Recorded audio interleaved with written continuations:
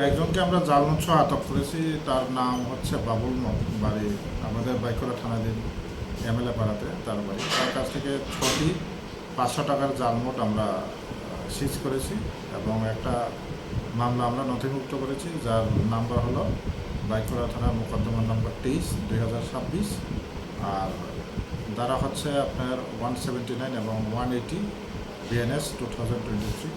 তো এই মামলা আমরা তদন্ত শুরু করেছি যে এই জাল নোটগুলি সে কোথা থেকে আনলো এবং তার কাছে আরও আছে কি না এবং তার সঙ্গে আরও লোক জড়িত আছে কি না জাল নোটের ব্যবসাতে। তো এই ব্যাপারে আমরা ইনভেস্টিগেশন করছি। স্যার, ওর কাছ থেকে প্রাথমিক জিজ্ঞাসাবাদে কতটুকু জানতে পারলেন? প্রাথমিক জিজ্ঞাসাবাদে আমরা সন্দেহ করছি যে সে বাইরে থেকে এটা প্রক্রিয়া করেছে, হয়তো আসাম বা মিজোরাম এইসব সাইড থেকে। তবে আমরা এটা দেখছি, ইনভেস্টিগেশন করে দেখছি কোথা থেকে এনেছে।